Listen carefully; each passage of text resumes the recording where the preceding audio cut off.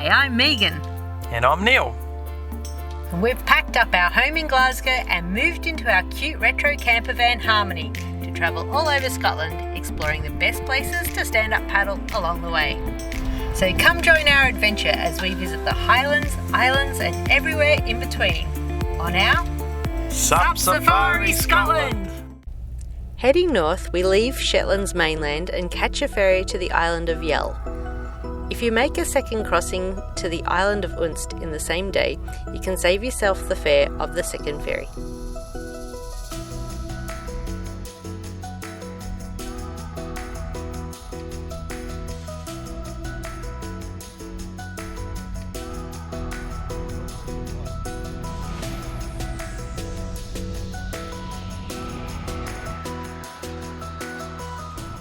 Where are we, Nearly? Yell!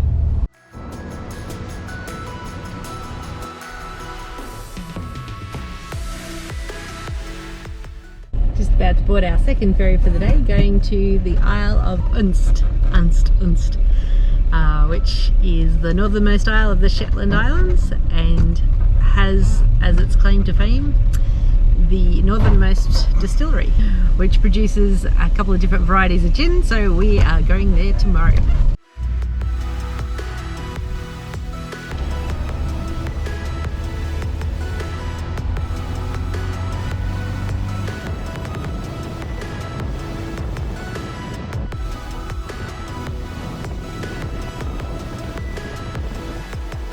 We find ourselves a nice spot to camp by the beach for the next couple of days, which just happens to be within walking distance of Shetland's most northerly distillery.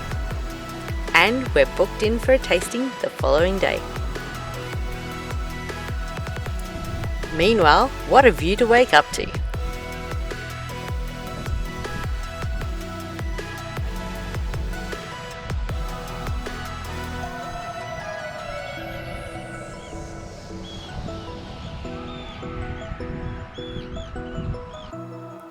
The distillery didn't allow filming, so we brought a couple of samples back to Harmony.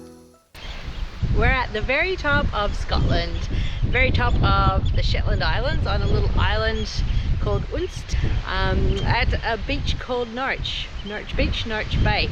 So this is probably about as far north as it's possible to do a relaxed sort of sup without going out too far. We saw a couple of guys the other day here who were here with some kayaks, with sails. They were like fishing kayaks, and they'd been like way out behind this point behind me here, like a mile or something. They brought back some huge fish, but far out. I'd hate to think how big the waves would have been out there. So for our purposes, we like to keep it pretty chill. So this is about as far north as we want to go, just to have like a nice experience and not have to fight the waves too much.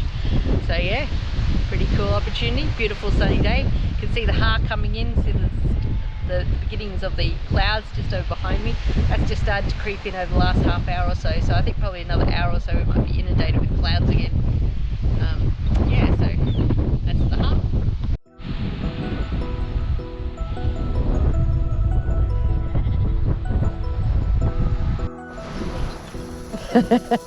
Bit windy, eh?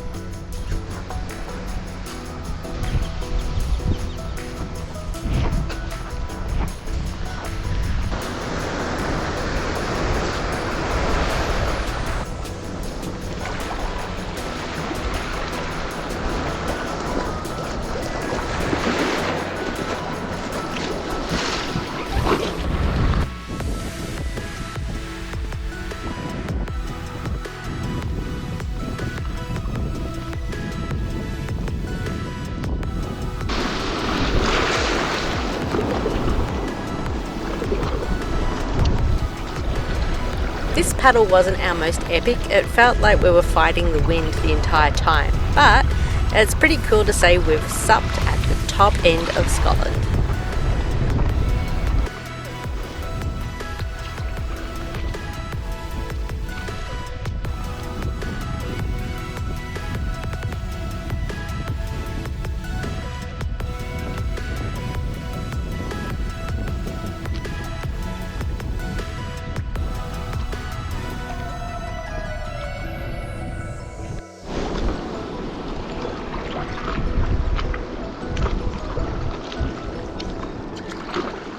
Well, I don't know if I'm going to be able to say I went stand-up paddleboarding, but I can definitely say I went paddleboarding.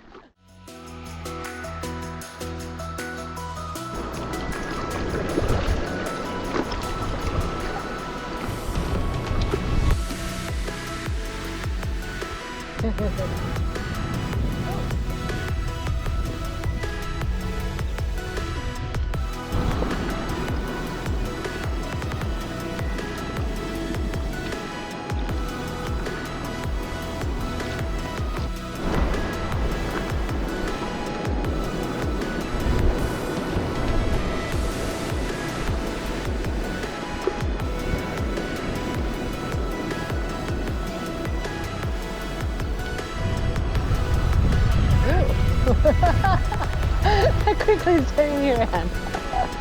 We did it.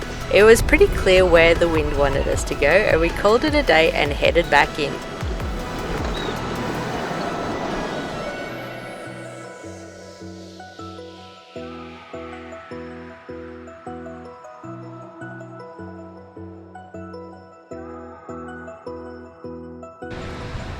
Not long after our quick paddle, the Har was getting closer.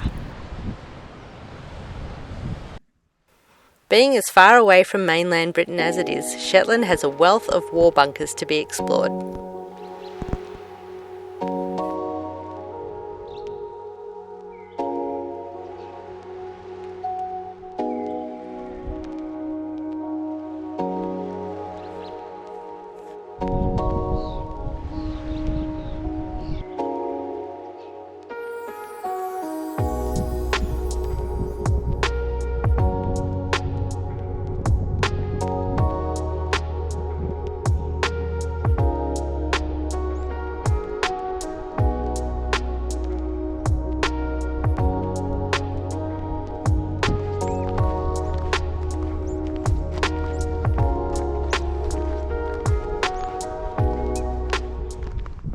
Around us is RAF Shaw, which was a World War II radar station that was just here for the period of the war to keep an eye on the Germans coming from the north.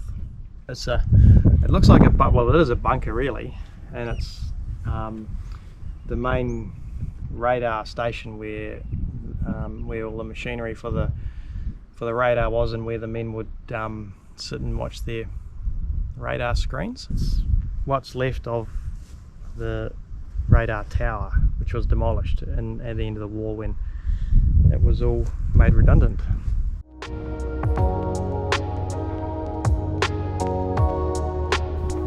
Just south of Haroldwick there is a reproduction longhouse and Viking boat, which is a great place to visit to get a real feel for these historical structures.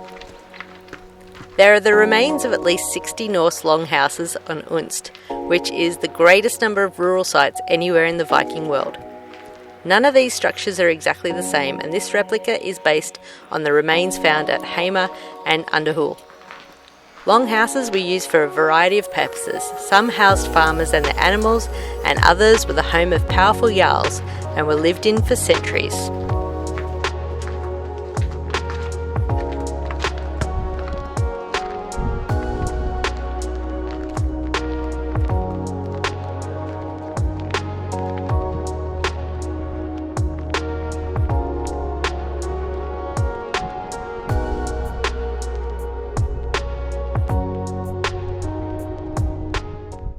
Skidbladner is a full-scale replica of the 9th century Gotstad ship, which was discovered in a burial in Vestfold, Norway in 1880.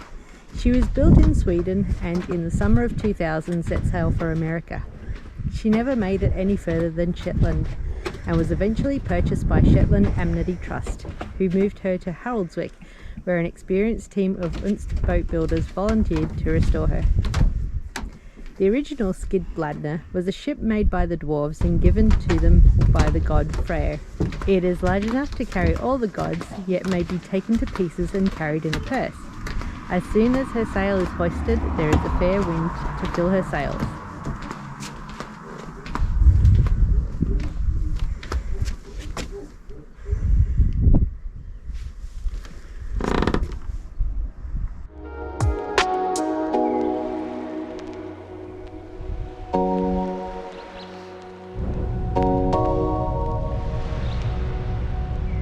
you can visit some of the Viking archaeological sites which have uncovered the remnants of longhouses, which is just what we did.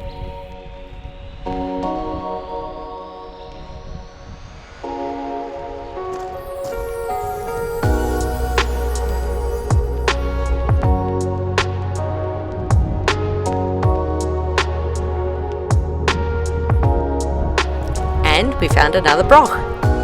Did I tell you how much I love brochs yet?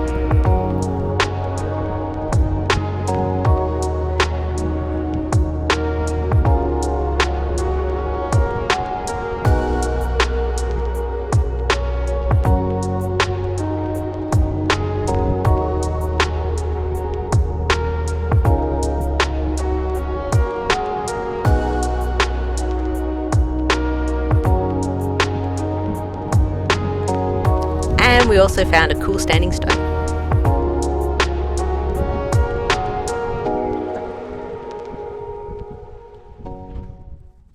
We've just had a gin. Hence, I'm a bit slow. No, we are at the I'll start again. We are at the La Petite Cafe, which is this very cool little honesty cafe next to the harbour here. It's got a lovely little wooden park bench, and then behind us there is a selection of chips, biscuits, patés, some soft drinks, even coffee, the little jug, a little fridge, and you just put the money in the honesty box and away you go. I think it's a brilliant idea.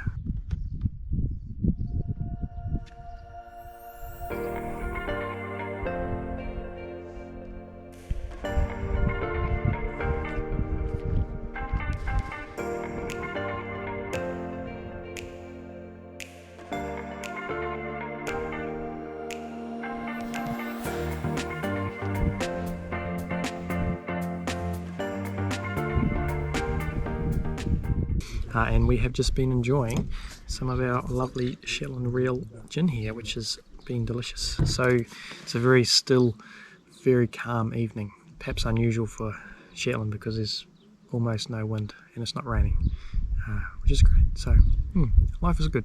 Cheers. You're finished. I know. I'm not. See, Neil's the alcoholic. Aye. There is even a wee rock shop for all your rock needs. We find a great park up for the night next to Shetland's only other castle, Unst Castle.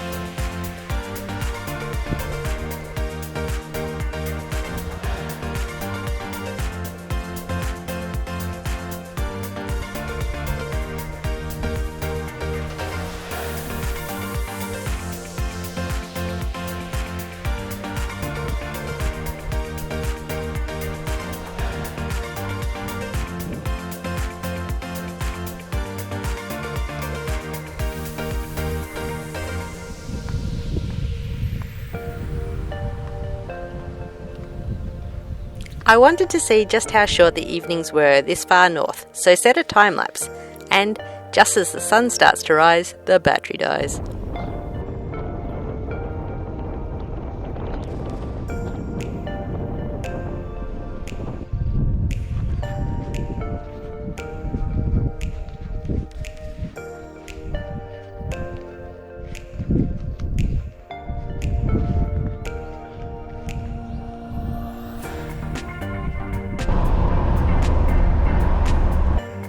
We decided to do the walk at Hermanus as we wanted to see Muckel Flugga, one of the last bits of Scotland to the north, but also because it has a cool name, Muckel Flugga.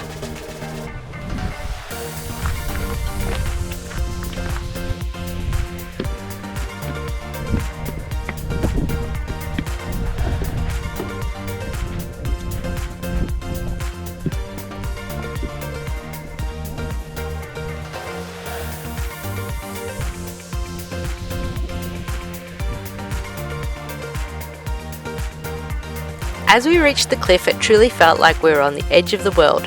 It also looked like we wouldn't be able to see Muckel Flugga through the half.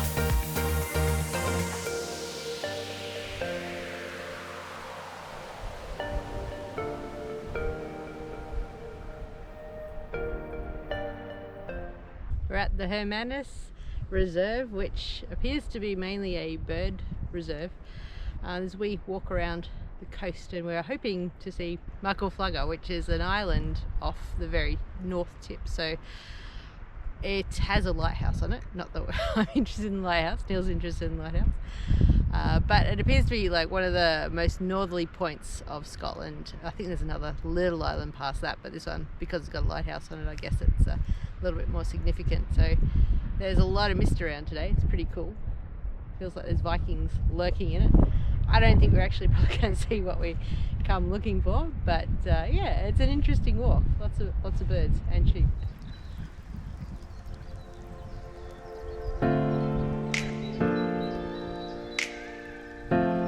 Scaring off the puffins. More puffins.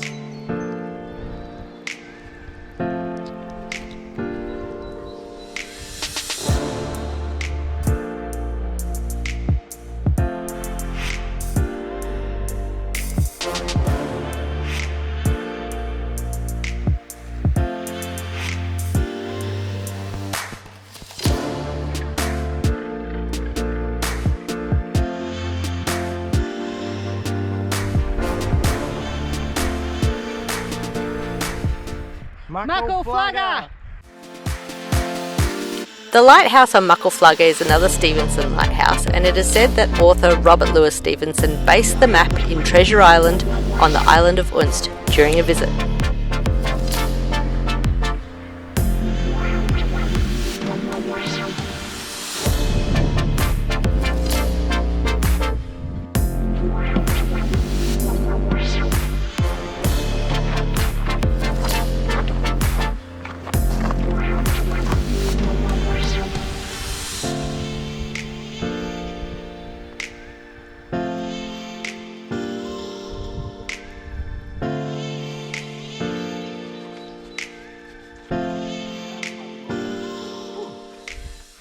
Cheers, Nelly. Cheers to Muckel Flugga.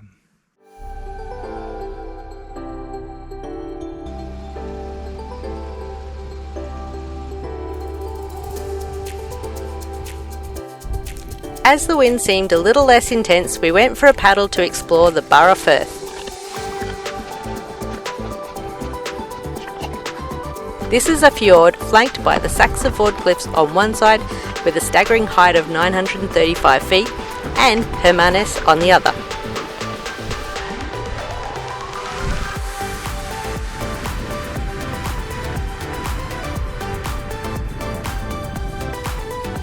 Local folklore tells of two giants, Herma and Saxa, who fell in love with a mermaid singing on the Flugga Rock. They fought and threw stones at each other. One became Soa's Bar and the other the Outstack, which is the most northerly rock in Scotland and the United Kingdom.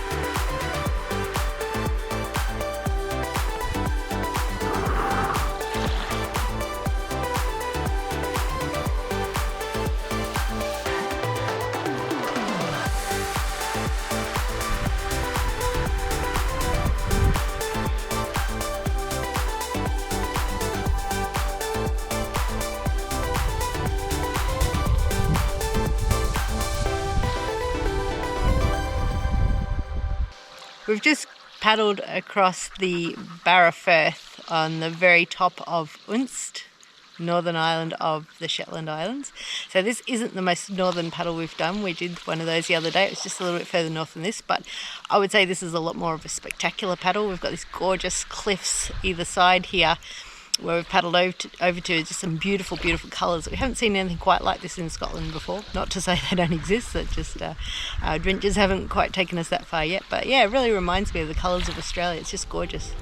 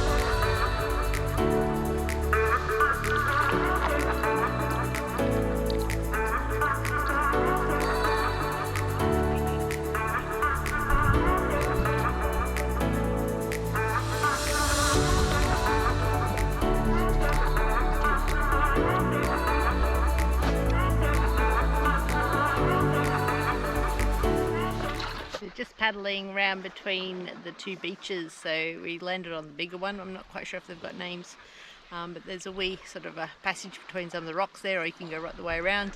And this beach looks like it's got a little bit of a cave on it, so I might go have a little bit of a look at that. SUP bloke over there taking some photos. Oh, what a good boy, he's going to pick up that bit of plastic. SUP bloke on litter patrol.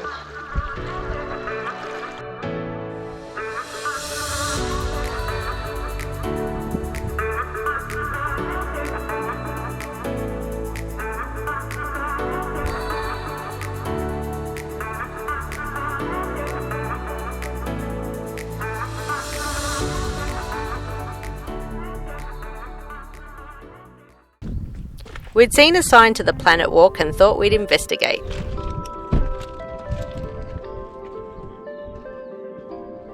The Planet Walk is a scale representation of the distance between the Sun and all of the planets.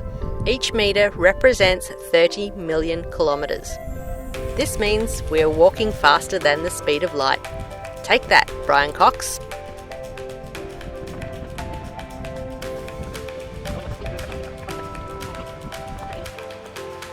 There are some of those bonksies.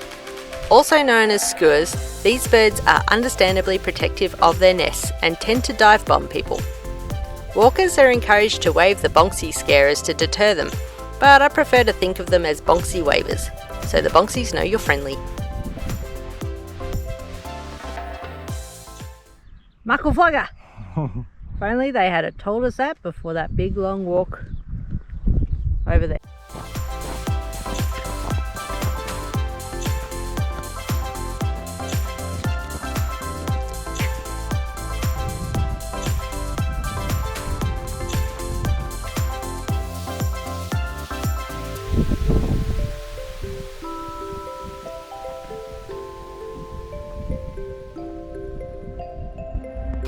It was soon time to leave Unst and start the journey south. Thanks for watching. If you'd love to keep the videos coming, you can support us by liking, subscribing, clicking notifications and sharing with your paddleboarding mates. See you next week.